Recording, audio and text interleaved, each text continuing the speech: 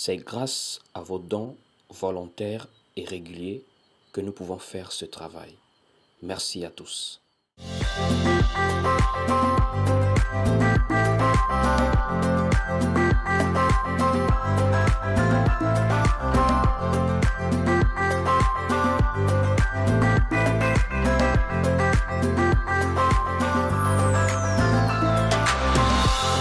Bien le bonjour à vous. Alors aujourd'hui, nous allons continuer notre enseignement sur la persévérance des saints. Alors, frères et sœurs, pour ceux qui ont regardé la première partie qui est sur notre chaîne YouTube Willy Bendon, la persévérance des saints est simplement le modèle de persévérance des frères et sœurs dans la foi en Jésus-Christ selon le fondement apostolique, selon l'exemple que nous tirons des premiers chrétiens au temps de l'Église primitive, des premiers disciples du Seigneur Jésus-Christ. Nous sommes aux environs du 1er siècle selon le calendrier grégorien que nous utilisons jusqu'à aujourd'hui. Alors, dans la suite de notre temps d'enseignement, nous allons comprendre que quand nous parlons de la persévérance des saints, nous parlons simplement des bases sur lesquelles nous nous appuyons pour pouvoir demeurer, pour pouvoir perdurer dans la foi chrétienne. Alors, je voudrais d'abord établir une base. Lorsque nous parlons de la persévérance des saints, il faut d'abord comprendre le mot saint. Alors, quand on parle de saints, en réalité, ce sont des personnes qui vivent la parole, qui sont nées de nouveau, qui sont dans la foi en Jésus-Christ. C'est vrai que nous avons souvent entendu parler dans certaines dénominations, en l'occurrence le catholicisme romain, qui nous fait comprendre que les saints sont des personnes mortes. D'où on a souvent entendu parler des martyrs tels que les saint Paul, les saint Pierre, les saint Jean. Mais en réalité, lorsque nous lisons les textes bibliques, nous comprenons que quand nous parlons de saints, nous parlons des personnes qui sont bel et bien vivantes. Parce qu'il faut comprendre que la sainteté vient par Christ. Lorsque Jean-Baptiste avait vu Jésus, il a identifié Jésus-Christ comme étant l'agneau de Dieu qui ôte le péché du monde. Or, le péché est la principale souillure qui a éloigné l'homme de la présence de Dieu. Ainsi, lorsque cette souillure qui séparait l'homme de Dieu a été ôtée par Christ, l'homme redevient fréquentable. Ça veut dire l'homme a à nouveau la possibilité de se rapprocher de Dieu. Or, Dieu est saint. Et si on ne peut se rapprocher de lui, c'est que nous sommes devenus également saints. Donc, nous sommes sanctifiés par la foi en Jésus-Christ. Le sang de Christ qui a coulé à la croix nous a sanctifiés. Voici pourquoi nous ne sommes plus les mêmes. Autrefois, nous marchions selon le vieil homme, l'homme intérieur, qui marchait par les passions et les désirs de la chair. Mais en Christ, nous marchons selon l'homme nouveau. Il y a un être nouveau qui a été créé en nous lors de la nouvelle naissance. Voici pourquoi l'apôtre Paul peut le dire aux Corinthiens, dans le livre de 2 Corinthiens, chapitre 5, au verset 17, lorsqu'il dit, si quelqu'un est en Christ, il est une nouvelle créature. Les choses anciennes sont passées et voici toutes choses deviennent nouvelles. Donc, une nouvelle créature, c'est une créature qui est maintenant née de la parole. Ça veut dire qui est sainte par la parole. Donc, les saints sont des personnes bel et bien vivantes qui ont accepté le Seigneur et qui persévèrent dans la sainte doctrine. Et nous allons prendre deux passages qui vont illustrer ce que je dis. Nous allons prendre premièrement le livre des Actes des Apôtres pour voir comment les Écritures nous disent que l'apôtre Pierre visitait les saints. Nous sommes dans Actes chapitre 9 du verset 31 à 32. Il est écrit ici, « L'Église était en paix dans toute la Judée, la Galilée et la Samarie, s'édifiant et marchant dans la crainte du Seigneur, et elle s'accroissait par l'assistance du Saint-Esprit. » Au verset 32, « Comme Pierre visitait tous les saints, il descendit aussi vers ceux qui demeuraient à Lyde. » Donc nous voyons très clairement que Pierre visitait des frères et sœurs dans la foi. Et ces frères et sœurs, on les appelle des saints. Nous allons encore voir un autre passage dans le livre de Romains, chapitre 12, où l'apôtre Paul parle de pourvoir aux besoins des saints, d'exercer l'hospitalité. Et lorsqu'il le parle, il s'adresse aux frères et sœurs dans la foi, à ceux qui persévèrent, d'être animés des mêmes esprits, des mêmes sentiments d'amour fraternel les uns envers les autres. Prenons le livre de Romains, chapitre 12, du verset 12 à 13. « Réjouissez-vous en espérance, soyez patients dans l'affliction, persévérez dans la prière. » Au verset 13, écoutez. « Pourvoyez aux besoins des saints, exercez l'hospitalité. » Donc, quand on parle de pouvoir aux besoins des saints, on parle clairement des personnes qui sont encore vivantes sur la terre, qui persévèrent et qui peuvent avoir des besoins par rapport à des situations. Donc, les saints sont des personnes bel et bien vivantes, qui sont nées de nouveau, qui ont accepté le Seigneur et qui persévèrent dans la foi chrétienne, tout en demeurant sur le fondement apostolique, la parole de Christ. Ainsi, bien-aimés frères et sœurs, lorsque nous avons compris qui est saint, nous allons maintenant comprendre comment est-ce qu'on persévère. Alors, la persévérance, c'est quelque chose de très important. Pourquoi? Parce que la parole nous enseigne que dans les difficultés que nous aurons à vivre dans la vie de foi, c'est celui qui persévérera jusqu'à la fin qui sera sauvé. Nous avons des promesses, mais ces promesses appartiennent à ceux qui vont demeurer fermement dans le Seigneur jusqu'à la fin. Allons-y lire par exemple le livre de Matthieu chapitre 24 du verset 12 à 13. Et parce que l'iniquité se sera accrue, la charité du plus grand nombre se refroidira. Mais celui qui persévérera jusqu'à la fin sera sauvé. Pourquoi jusqu'à la fin? Parce que nous savons que nous sommes des voyageurs sur la terre. Et nous avons tous, d'une manière ou d'une autre, un temps fixé par Dieu pour quitter ce monde, cette terre. Que ce soit par la mort ou encore pour nous qui espérons Jésus-Christ à la seconde venue pour l'enlèvement de l'Église, quand il apparaîtra. Donc, le Seigneur nous fait comprendre par ces textes que nous devons demeurer jusqu'à ces moments très très capitaux pour nos vies, notre existence. Si l'on meurt, on doit mourir dans le Seigneur. Et si Christ apparaît, il doit nous trouver persévérants dans sa parole. C'est ce qu'Apocalypse chapitre 14 au verset 13 nous dit. Et je voudrais qu'on parte le lire ensemble.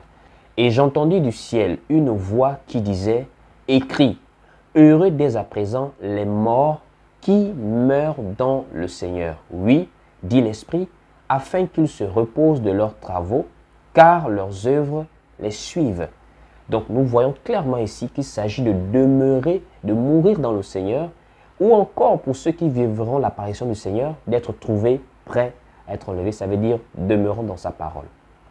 Ainsi, lorsque nous avons compris que la persévérance est très importante, nous devons maintenant comprendre comment est-ce qu'il faut persévérer. Parce que c'est ça la question la plus importante maintenant. Après avoir compris qui est saint, après avoir compris que la persévérance est importante, comment persévérer? Puisque de nos jours, plusieurs personnes sont dans cette confusion. Avec tout le débordement que nous voyons aujourd'hui, des enseignements qui créent la confusion, des assemblées également, où il y a du doute par rapport à ce qui est mis en pratique comme doctrine. Alors, comment est-ce qu'on persévère aujourd'hui dans la foi? La parole elle-même va clairement répondre à cette question. Nous allons partir dans le livre de Actes chapitre 2, du verset 41 à 42, pour voir comment est-ce que les premiers apôtres, les premiers disciples persévéraient. Quelle était la base, quel était le fondement sur lequel ils s'appuyaient pour pouvoir demeurer, perdurer, avancer dans la foi, sinon persévérer. Prenons ensemble le livre de Actes des apôtres, chapitre 2, du verset 41 à 42. Ceux qui acceptèrent sa parole furent baptisés. Et en ce jour-là, le nombre des disciples s'augmenta d'environ 3000 âmes. Verset 42 maintenant. Ils persévéraient dans l'enseignement des apôtres, dans la communion fraternelle, dans la fraction du pain et dans les prières. Donc nous voyons très clairement ici qu'il y a 4 grandes bases qui se dessinent, qui se présentent, 4 grands appuis. L'enseignement, la communion fraternelle, la fraction du pain et les prières. Et quand nous avons compris cela, nous devons maintenant comprendre en détail de quoi est-ce qu'il s'agit. Déjà, frères et sœurs, lorsque nous parlons de l'enseignement, il faut très clairement comprendre qu'il s'agissait d'un enseignement pour plusieurs disciples, plusieurs apôtres. C'était un seul enseignement, ce n'était pas plusieurs enseignements. Je ne parle pas des thèmes. Les thèmes peuvent être multiples dans une doctrine, mais je parle de la doctrine en elle-même. Elle est unique, elle est singulière. Et c'est la doctrine qui était prêchée par les apôtres. C'est la doctrine qu'ils avaient reçue du Seigneur. C'est ce qu'on entend par enseignement ici. C'est même d'ailleurs ce qui va être reproché aux apôtres quand ils seront arrêtés dans le livre de Actes chapitre 5 au verset 28. On parle encore d'un enseignement au singulier. Ça montre en réalité que les apôtres, bien qu'ils étaient à plusieurs apôtres et qu'il y avait plusieurs disciples, mais l'enseignement était le même, la saine doctrine du Seigneur Jésus-Christ.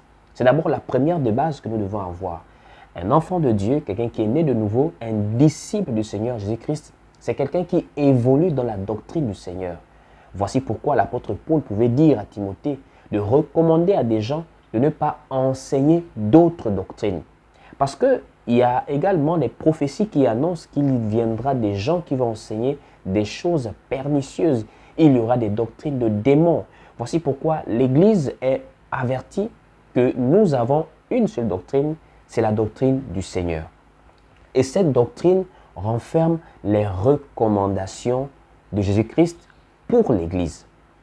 Ça veut dire sur plusieurs sujets, comme je parlais maintenant des thèmes qui peuvent être variés, sur le baptême, sur la prédication, sur les dons spirituels, le salut, la communion fraternelle, beaucoup de choses. En fait, ce sont des thèmes, des sujets, mais qui sont renfermés dans les recommandations du Seigneur. C'est-à-dire, ce n'est pas à l'homme de pouvoir définir comment est-ce qu'il adore Dieu, comment est-ce qu'il comprend la chose de Dieu, mais l'homme doit simplement regarder les recommandations du Seigneur par rapport à la vie de foi. De nos jours, malheureusement, nous pouvons remarquer des déviations, sinon des grandes contradictions par rapport à l'enseignement, sinon aux enseignements qui pilulent sur Internet et un peu partout. Prenons un peu le cas des dons spirituels. Vous allez remarquer, au jour d'aujourd'hui, c'est devenu très compliqué pour plusieurs personnes de se retrouver avec cette affaire de la diversité des langues. Cette fameuse langue que vous entendez un peu, le rokacha, un peu partout.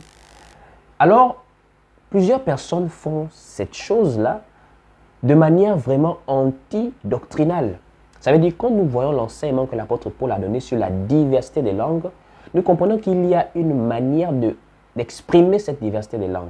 Le Saint-Esprit se manifeste d'une manière expliquée dans les Écritures. Mais de nos jours, nous avons des personnes qui le font de manière vraiment anti-parole de Dieu. L'apôtre Paul dit par exemple que lorsqu'on prie, lorsque nous sommes en prière, il faut demander le don d'interpréter pour que ça puisse édifier l'assemblée. Puisque lorsqu'on parle à Dieu, on peut être inspiré par le Saint-Esprit à parler de manière incompréhensible pour les autres.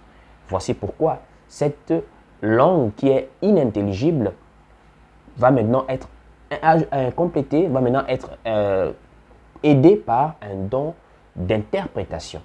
Et l'apôtre Paul va dire, par exemple, dans le livre de 1 Corinthiens chapitre 14, à partir du verset 27 à 28, qu'il faut un interprète et que chacun parle à son tour.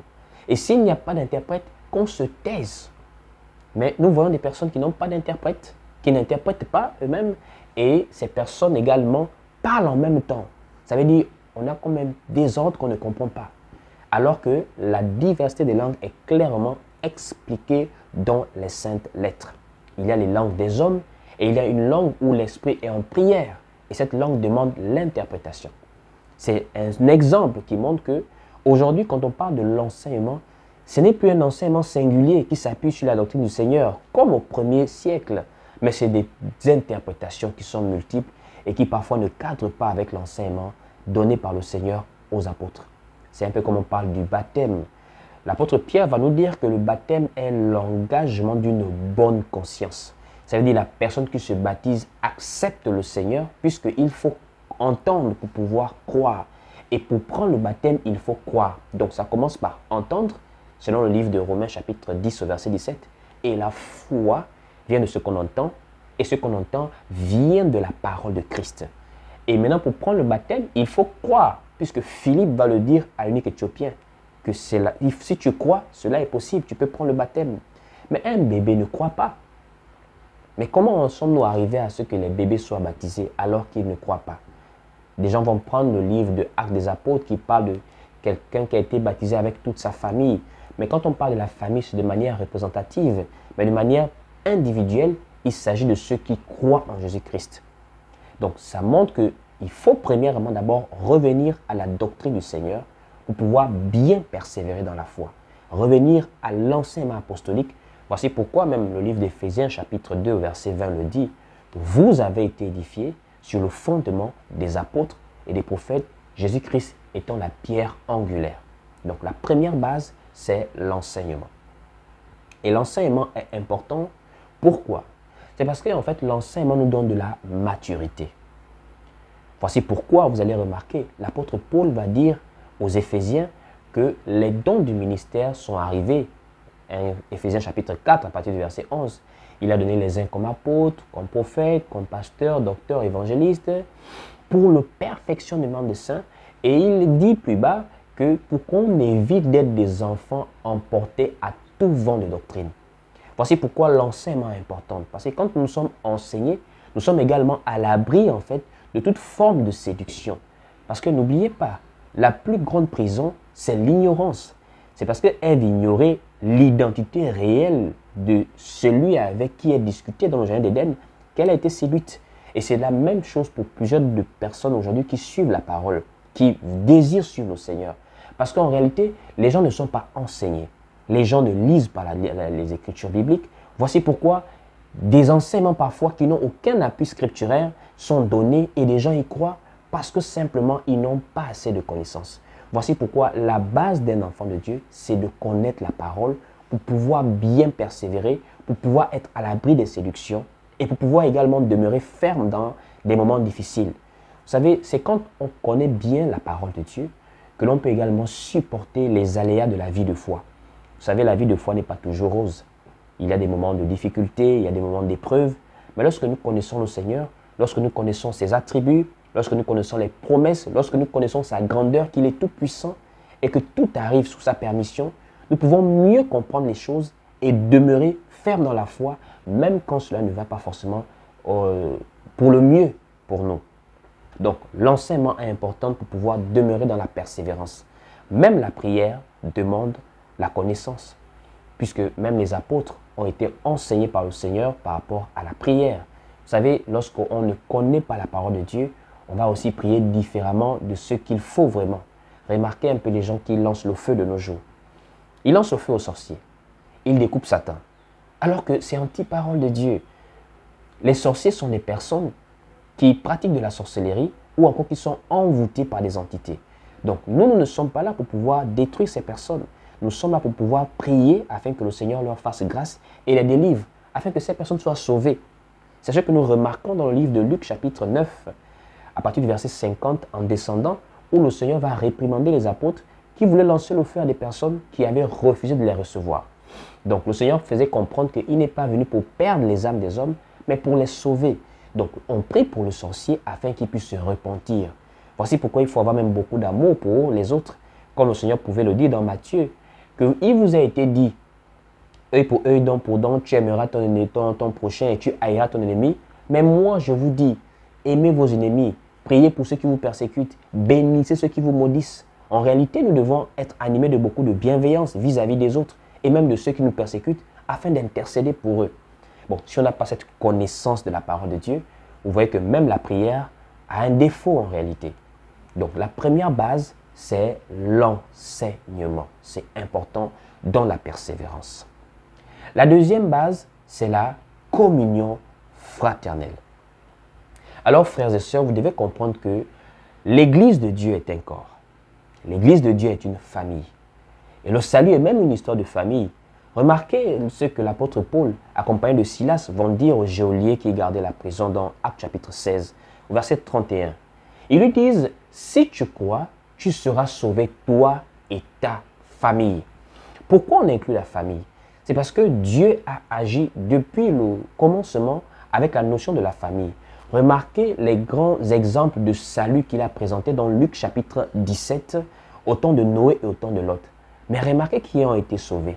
Au temps de Noé, c'est Noé qui a été sauvé avec les membres de sa famille. Au temps de Lot, c'est Lot qui a été sauvé avec les membres de sa famille. Même au temps de Jéricho, lorsque les Juifs devaient envahir la ville, Rahab a été sauvée et elle a intercédé pour ses parents, pour sa famille.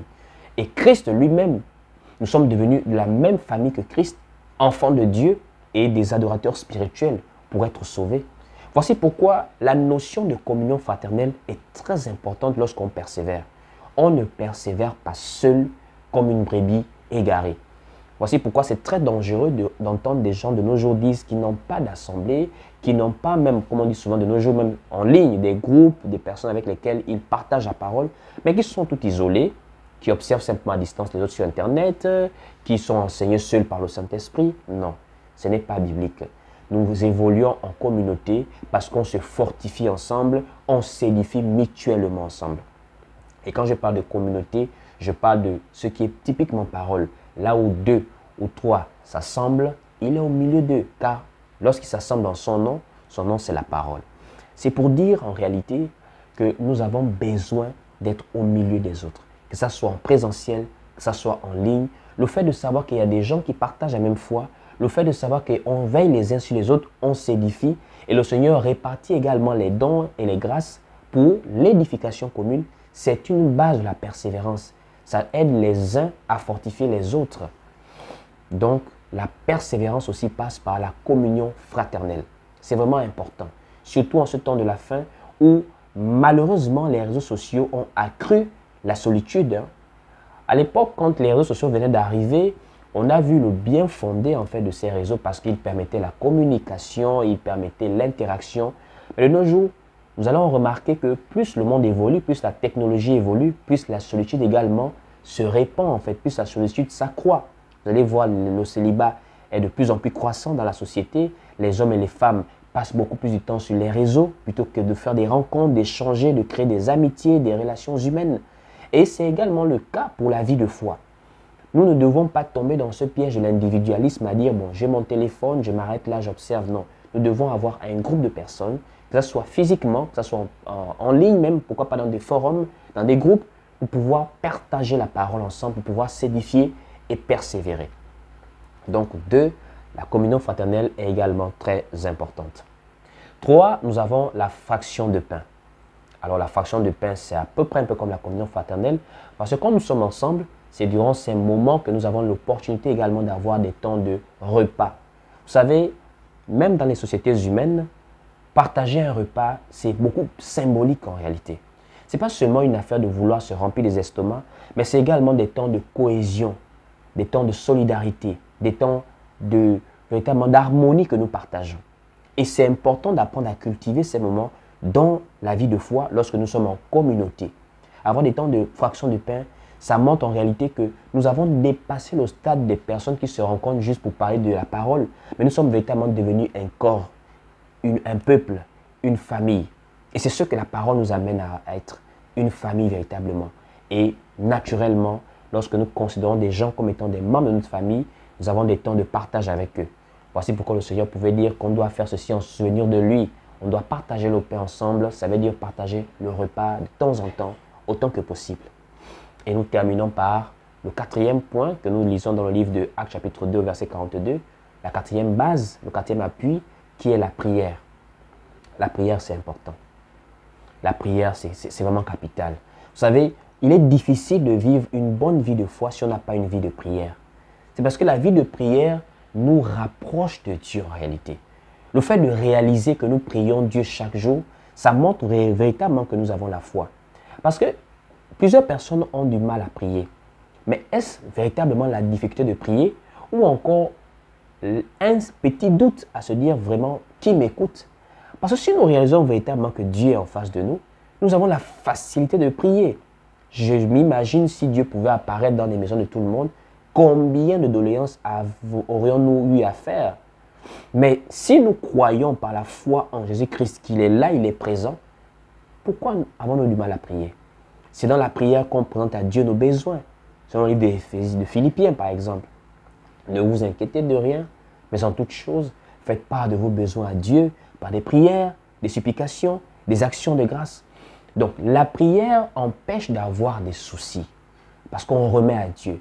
Ça ne veut pas dire qu'on ne peut pas réfléchir sur quelque chose, mais ça veut dire à un moment donné, lorsque nous voyons certaines limites, nous remettons à Dieu certaines choses qui semblent nous dépasser. Il y a des gens, ils ont de l'argent, mais ils n'ont pas la santé.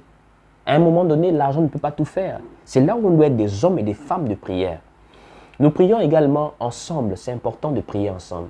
Actes chapitre 1er montre comment ils persévéraient ensemble dans la prière. Parce que c'est dans la prière aussi, en groupe, qu'on se fortifie. Prier, c'est très important. La prière nous fortifie. La prière nous aide à toujours demeurer zélés pour le Seigneur. Toujours demeurer ferme. C'est dans la prière qu'on donne au Seigneur les rapports de nos vies. On rend compte à Dieu de comment est-ce qu'on vit la foi chaque jour. En fait, c'est comme une relation véritablement qu'on entretient avec Dieu lorsque nous sommes des hommes et des femmes de prière. Parce que prier à la base, c'est parler. Donc quand nous prions, nous parlons à Dieu. Donc vraiment, soyons tous des hommes et des femmes de prière. Voici les 4 grandes bases qui montrent la persévérance des saints. La persévérance des saints qui nous amène tous vers l'aboutissement de notre foi, la vie éternelle. Que Dieu véritablement vous fortifie par rapport à cet enseignement que vous venez d'écouter. Et je voudrais maintenant que nous puissions avoir un temps de prière. Si tu as fini d'écouter l'enseignement, n'arrête pas maintenant pour changer la vidéo. Prends le temps de prier maintenant par rapport à tout ce que tu as écouté. Et présente à Dieu ta situation, ta vie de foi, l'enseignement, la communion fraternelle, la fraction du pain et les prières. Mais avant de te laisser dans cette atmosphère de prière, je voudrais d'abord te rappeler les informations importantes. Nous sommes sur TikTok, YouTube ici, Facebook et Instagram. Si la vidéo t'a plu, tu as apprécié, je t'invite à t'abonner si ce n'est pas encore le cas, à liker, à partager et à nous soutenir si possible par un don qui nous permet de pouvoir fonctionner ici grâce à votre générosité et à votre libéralité de cœur. Donc véritablement pour ceux qui veulent nous contacter pour nous soutenir, écrivez-nous simplement sur WhatsApp au plus 241 74 31 70 87. C'est également par ce numéro que vous pouvez venir pour toutes les personnes qui veulent être suivies. Parce que oui, en dehors de la parole, en dehors des temps de prière, nous avons également des suivis qu'on peut avoir pour vous qui nous suivez à distance. De nos jours, grâce aux réseaux sociaux, la distance n'est plus vraiment une excuse. On peut persévérer ensemble, on peut vous suivre. Donc, d'où tu me regardes présentement, si tu te sens tout seul, sache que tu n'es pas seul. Tu nous écris simplement sur WhatsApp et nous allons discuter avec toi. Nous allons avoir un programme d'entretien, de discussion régulière jusqu'à ce que tu puisses véritablement avoir une vie de foi beaucoup plus glorieuse par la grâce de Dieu. Que Dieu vous bénisse. Shalom. Restez connectés et on se voit sur un prochain enseignement. Shalom et paix et grâce à tous.